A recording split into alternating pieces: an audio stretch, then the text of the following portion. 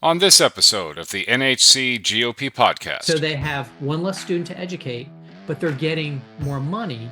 So at the end of the day, they're going to get more per student because they're going to have more of an influx of money. When they say this is going to bankrupt traditional public education, it cracks me up that they don't understand simple math. But in 2018, you had about 10% or 10 of the sheriffs that weren't complying with those orders. The folks on the left keep saying, well, big corporations, they've got to pay these taxes, but corporations don't pay taxes. I still think we're kind of in this inflationary period. I do think things have calmed down. But, when we start looking at a long-term economic forecast, we are kind of seeing some hiccups as we kind of progress through. Literally had someone put me in a room for 4 hours and ask me a whole bunch of questions. And it was very unscripted, and you'll probably be able to tell. Welcome to the NHC GOP podcast. I'm Rule Sample, joined by Senator Michael Lee. Good evening, Senator. Thanks for joining us. Good evening. I appreciate you having me. I appreciate you being on. It's been a wild week weather-wise here in North Carolina, and I guess you're getting picked up by rowboat to go home to the family here in a little bit. So thanks for joining us. Yeah, well, I'm in Wilmington, so I'm okay. But I actually went to down to Carolina Beach and Curry Beach today, and I was there with Representative Miller and Senator Raymond just to kind of see some of the damage that they had there. And it's pretty unbelievable the flooding that they had in both areas, in particular in Carolina Beach. The state is responding to that and responding to it as quickly as they possibly can. They are, and Kama was down there. There's one family that had the kind of the dune washed out from right at their house, and since we're still in storm season, that was something that they really need to shore up. And Kama did the right thing, and they're giving them an emergency permit to move a little sand to protect the home. So and other instances too.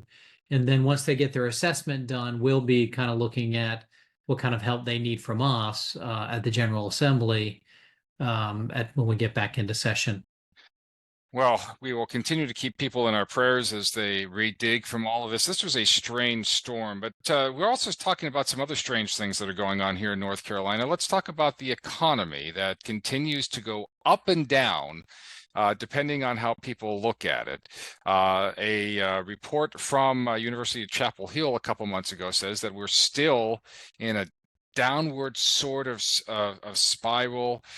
Normal goods aren't decreasing in prices. What's going on, Senator? I still think we're kind of in this inflationary period. I do think things have calmed down. It looks like the Fed, as recently as today, announced a rate cut. I think that's going to help in a lot of different ways. A lot of times when the rate cuts are made, it takes a little time to start to feel some of those effects. So I do think prices still remain high. It looks like some energy costs like gasoline and some other things are starting to level out. But when we start looking at a long-term economic forecast, we are kind of seeing some hiccups as we kind of progress through. Since I'm on base budget, we tend to look at those things even when we're not in Raleigh, as we look at our forecasts, because we have a budget and we get literally weekly. I get a statement of what's going on with money coming in and out of the state. The one thing that we can feel good about, even I mentioned the storm in Carolina Beach and Curry Beach, is that we've really been able to build up our reserves as to disasters and storms. We've got over $750 million in a reserve fund just for that. That's the fund we used when Hurricane Florence came, and we were able to do a lot very quickly from a funding perspective. But the administration is where the logjam was in getting things done. And we actually still have, I think, 60 or $70 million sitting in that Hurricane Florence reserve fund because the administration has had such an impossible time really meeting the needs of citizens, even though we keep trying to push, and we've had some committee meetings and other things to try and call them to the carpet. You have done all of these reserve funds. We see this all whenever Republicans are in legislative power. It always seems that the budget is taken care of and reserves are funded, taxes are kept low, and you're always ready for emergencies. How are you folks doing that here in North Carolina? We've been able to kind of. I was at a forum this morning, and I say we're able to walk and chew gum at the same time. Hmm. We're able to get out of the way so that businesses can create jobs and eliminate unnecessary regulations so businesses can move more efficiently. We also are creating incentives in different ways. And I don't mean just through programs like JDIG, that the beneficiary of Antaka here in town, and also Live Oak Bank was a beneficiary in town. Not just things like that for job growth, but in the way we handle kind of our tax policy. Hmm. A lot of people reducing the corporate income tax makes us much more competitive than some of our neighbors. And we are going to ultimately get to a zero corporate income tax. And some folks say, oh my gosh, how are you going to do that? What's going to happen to our general fund? Only 5% of our general fund revenue comes from the corporate income tax. And that corporate income tax, as it goes lower and recruit better jobs, higher paying jobs, better companies for our area, we see that revenue coming into North Carolina. And we've been doing that with our tax policy. We've been doing that with our regulatory policy.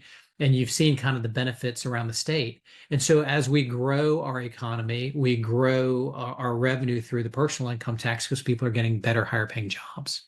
When we talk about corporate tax, the folks on the left keep saying, well, big corporations, they've got to pay these taxes. But corporations don't pay taxes, do they? It's always taken out in prices and jobs. Yeah, I mean, if a corporation is paying tax, it filters down through the products that they're producing or the services that they're providing, and we're paying for those. And so, it's always interesting to me to hear them say those things. But really, at the end of the day, it's a cost to a company that provides goods and services, and consumers are the ones that are paying that at the end of the day. We are always in competition with other states, and North Carolina is still considered one of the top places to do business in the entire United States because of our economic policies. What do you have planned going forward to continue this upward thought process for Republicans here in North Carolina? Well, before I kind of go straight to the kind of the fiscal piece of it, when you get the CNBC ranking that's number one for 2 years, and we barely were number two this year, I can't even tell you how close it was. They don't really just look at our economic policy and our regulatory environment. They actually look at other things, education in North Carolina. If you go and pull up the CNBC ranking, you're going to see that we're ranked pretty high in the area of education. I think last year we were number 7 Hmm. in that ranking. So they break it out in different categories. And so education, cost of living, and a couple other things also includes the regulatory environment and some of that. And so it's important just to kind of note some of those things. When it comes to kind of the what I'll call the fiscal policy, I think we're down to below 4% by 2026 in our personal income tax. Mm, Remember when Republicans first took control in 10-11? I think we were somewhere in the high sevens. that's Uh, amazing. and if we are able to hit certain revenue benchmarks, making sure that we've got the revenue coming in that can offset further reductions, it looks like we're going to be going to under 2.5% over time if we hit those benchmarks. And I feel pretty confident we will. I think we're going to see probably the forecasting that we've been doing get a little bit closer to reality. In the past, our forecasts have been good, but we've seen these significant surpluses. And so we've been trying to reduce taxes because when we have these big surpluses, some people think, "Oh, that's great." I think it's bad because it means we're taxing people too much. And so I think we're going to get to that equilibrium here in the not too distant future. We're also looking at traditional incentives. JDIG is one that I talked about a little earlier. Mhm. That's for bigger companies. There's something called a one North Carolina Small Business Fund. That's something that we've had around for, I think, over a decade. It's had some really good results, and it really focuses on smaller businesses that are bringing innovative technologies and other things to market. That technology can be in ag, military defense. It can be in traditional, what you would think of tech, or it could be in bioscience. And so those are some of the things that we're really looking at, continuing to look at unnecessary regulations as well. That always plays a part because that always tends to kind of creep up for some reason. Hmm. One other thing that we're doing, especially in our area, is really trying to keep up with infrastructure. Yeah. Um, a lot of people don't understand that we fund transportation really through the gas tax and fees that are related to motor vehicles. We do now collect fees on electric vehicles as well. And so as we see fuel efficiency, as we see other things happening with the utilization of gas or diesel, now we see that we need to have alternate sources of revenue. So what we've done in the legislature is we've taken a small portion of our sales tax. This next 2 years, it's going to be 6%. Will generate around $750 million or almost $750 million. Hmm. We can direct that right into transportation as well. In our area, water sewer is really important. Really focused in that area. I brought over $170 million in the last two budgets to our area, really to kind of build out that infrastructure, so that we can have the two business parks in our county kind of have access. And then our airport. If you've been to the airport lately, you've seen been a lot of changes. Yes. Um, Yes. that's a direct result of some federal money, but also a direct result of money that we've brought on the state level. I think it's over $35 million in the last 2 years that we provided to really kind of help move the ball forward. They already were kind of projecting out that they were going to be able to do these things, but they really needed a tranche of funds in the last budget to make sure that we could really get started a year earlier. So you're going to see this come out of the ground. Well, you're already seeing it come out of the ground, but you're going to be seeing it finishing up, I think, in maybe the fall of 25, early 26. I can't remember the exact dates. One of the things I learn, and I learn all these things from talking to you folks on these podcasts, is an airport is like an economic powerhouse. You have a good airport, and you've got an economy that booms. And we also talk about when we talk about local races here in New Hanover County, we are worried about infrastructure, but a lot of that funding has to come from the state because it's the state that controls the roads. Right. I mean, from a transportation perspective, absolutely. In North Carolina, we have something called the mobility formula, and that's really a data-driven process. And that's how we kind of fund new projects, the military cutoff extension, the Hampstead bypass, and things like that. And it's a scoring system to take the politics out of it, Mhm. because you may know that there was the Senate pro tem that lived in the northeastern part of North Carolina, Senator Bass Knight. They had better multi-use paths than we had roads, because back during that time, politics got into how transportation was funded. And so when Republicans took over control, they really took the politics out of it. I was actually on the board of transportation at the time, and they kind of developed this mobility formula that took a data-driven process. It's not perfect. It's not. But they use this data-driven process to find out where they're going to be funding road construction.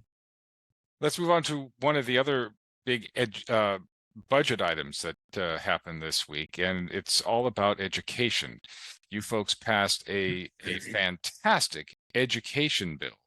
It's getting panned in the media for funding rich kids going to schools, but it really isn't. Let's talk about that education bill.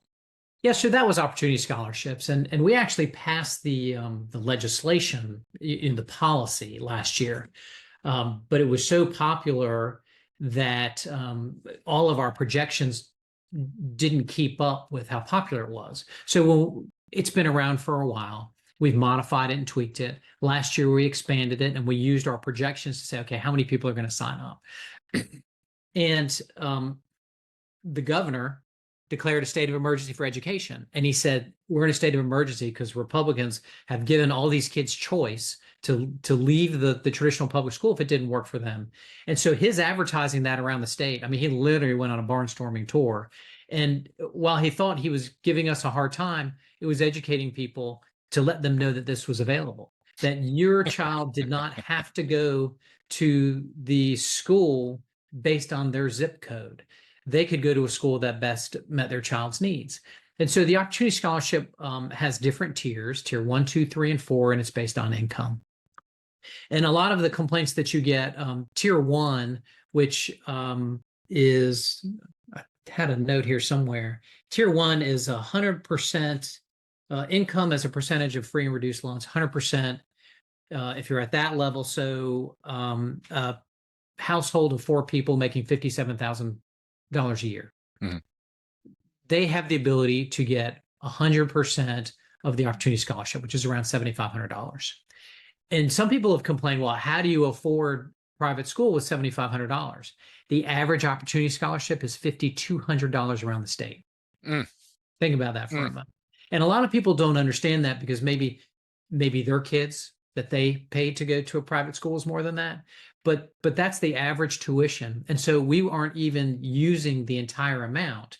So if they're awarded 7,500 and they're only paying 5,200, the state is only sending the amount of the tuition. Tier two is 100 to 200% of free and reduced lunch. That is $115,000 for a family of four. And then you've got tier three, which is 200 to 450%, which is about 259,000 for a family of four. And with each of those tiers, the award level goes down. So I already told you award tier one, lowest socioeconomic, is about $7,500. Tier two, you get 90% of that amount, $6,700. Tier three, we go to 60%, which is about, I think it's $4,400. And then the final tier, which there's no, if you make over $260,000 a year, you can get $3,300 from the state for your child to find another option. And so the thing that they don't see is that North Carolina would pay 70, well, depending where you live, $6,000 to $15,000 for that particular student, because we have an allotment system where a student in Hyde County is more expensive than a student in Union County. So Hyde County is 15,000 per student.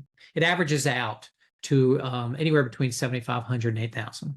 So what you do is in North Carolina, we created a reinvestment fund. You take the difference in what we would have paid for that student that's leaving the traditional public school to go to the private school. You take the difference in what the state award is and what we would have paid, and we reinvest that back into the traditional public schools. So they have one less student to educate, but they're getting more money. So at the end of the day, they're going to get more per student because they're going to have more of an influx of money. The other piece of this puzzle is that the county is not putting any money toward an opportunity scholarship student. So the counties have the ability to continue the same level of funding so that, again, less students, same amount of funding. So it increases the per student. When they say this is going to bankrupt traditional public education, it cracks me up that they don't understand simple math. So we did a catch up because we had a wait list. So we caught everyone up with a one-time appropriation of $248 million. Sounds like a lot of money, one time. And then we added $212 million to it to go on every year, and that covers the increase. $212 million is less than 2% of our K-12 budget. Wow. $212 million is less than 2%. And so if you include the addition and everything that we've already kind of baked in for funding, we're still looking at less than 4.5% of the entire K-12 budget for opportunity scholarships to give kids the opportunity to go to a school that best fits their needs. And so they say there's no accountability. There's a whole metric of accountability. They have to take nationally normed tests and report them. They have to report to parents. And there are other metrics depending on how many opportunity scholarship kids you have in your school. But the point at the end of the day is that parents are the ones, or caregivers are the ones that make that final decision. And there are a lot of people in government that don't think parents should have the ability or have the capacity to make that decision to know if their child is getting the education that they need. I think parents can do that. That's really kind of where some of the rub is between those who oppose it and those who support it. And I'll give you one more example. You've got a student, 80% of the geographic area of our state is rural, even though it's only 40% of our population. Mm-hmm. In a lot of these rural areas, there's only one high school and there's only one middle school. A parent came up to me and said, my daughter was assaulted by a boy. And he went back into the school, she went back in the school, and it's a small high school, and she had nowhere to go. So she had to be confronted by someone who attacked her. every single day in school because there was no other school to go to. And opportunity scholarships gave this family, who is a tier one family, $57,000, family of four, the opportunity to take her daughter out of that school so she didn't have to confront her attacker every single day. It's things like that that people don't understand, especially in our area, because they're like, well, just go to another high school. There is no other high school for those rural counties. Right. And so, it's tough to talk about these things in a soundbite, but, there's more to it. But that's kind of where we are right now with opportunity scholarships. We funded it. It's moving forward. And I think it's going to be incredibly successful. Now, the governor has threatened to veto this, but we do have a majority, supermajority to override all that. And we've talked about a lot of numbers, and you can always contact your office or the GOP to get those numbers out. Real quick, because I know we're at the end of end of our time. Part of that bill was talking about ICE and the sheriffs. Governor Cooper did not want sheriffs contacting ICE. What is that part of this bill? So in 2018, and our sheriff here locally does a great job. He's not one of the sheriffs that we've had problems around the state. Up until 2018, 100% of the sheriffs coordinated with ICE, federal government.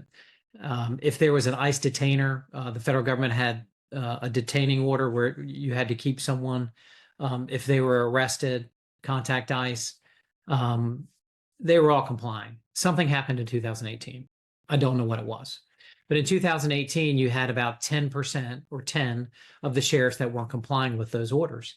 And so what this bill does is it says if you are, it talks about folks who are arrested for either a violent misdemeanor or felony. So you have to be arrested. Some people think that they're going to go all around and go into people's homes. It's not the case. They think that if you go in to report a crime, that they're going to somehow detain you. That is not the case. It's those people who are arrested for violent crimes, misdemeanors and felonies. And so it requires the sheriffs to try and verify whether they are United States citizens. And if they are not United States citizens, they have to hold them for a period of time while they contact the federal authorities. That's really what it's about. So all the fear mongering that there are going to be these big groups of people going and rounding up people and bringing them in and holding them is just not true. It's disingenuous, and it threatens a lot of people who are law-abiding citizens in North Carolina. There's been a lot of mistruths that have come out during this campaign, not just yours, but others. We're talking to Senator Michael Lee running for re-election here in New Hanover County. There's a whole smorgasbord of things that you are running on, from the environment to transportation. We don't have a lot of time with you tonight, so make sure that you check out the senator's website. Senator, I'm going to give you the last word. Yeah, it'd be great if you could go to the website and on the website. So in interviews like this and forums, it's tough to get to know a candidate personally. And so if you'll go to my website, you can look at my views and issues, but I think it's also important to know who the candidate is and where they come from and why they think the way they think. And so what we've done this year is we've created a series of videos, and on the website, there's a little tab that says Michael Unscripted. And what we did was literally had someone put me in a room for 4 hours and ask me a whole bunch of questions. And it was very unscripted, and you'll probably be able to tell. And they did that. They had my wife and I sit together and do an interview, and then they interviewed some friends, and even our kids have agreed to do interviews. So two of those are up now, and you may see a few more as time goes on. Your son is in the Navy, and he did a really great job. Now I say that because I'm a fellow Swabby, but that was a great video. If you want to catch Michael Lee and just get Michael Lee summed up, you just gotta watch that video. Yeah, he did a great job. So we're so proud. We're proud of all the kids. But yeah, we're really proud parents. Senator, election is in less than 48 days. It's coming up real quickly. You've got a lot to do. Appreciate you spending the time with us tonight. Senator Michael Lee, thanks again. Thanks for having me. Take care.